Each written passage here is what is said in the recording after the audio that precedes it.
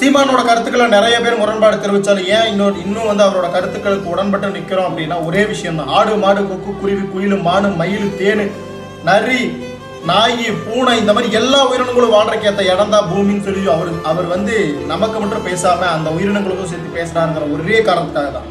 இப்ப தெருநாய்களுக்கு வந்து பிஸ்கட் போடுறது உணவு போடுறது இதெல்லாம் பண்ணாதீங்கன்னு சொல்லி அமைச்சர் அருண்ராஜ் அவர் சொன்னதுக்கு சாட்டை துறைமுருகன் வந்து அதை சப்போர்ட் பண்ணி வந்து ஒன்று சொல்லியிருக்காரு தெரியுமா.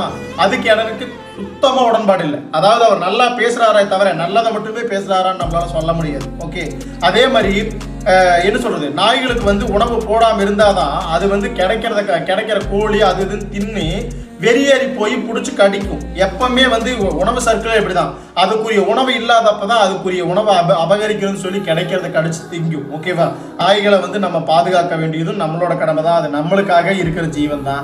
வீட்டில் வச்சு வளங்க, தெருவில் நாய்க்கெல்லாம் சோறு போடாதீங்கன்னு சொல்றது எந்த விதத்துல நியாயமே கிடையாது.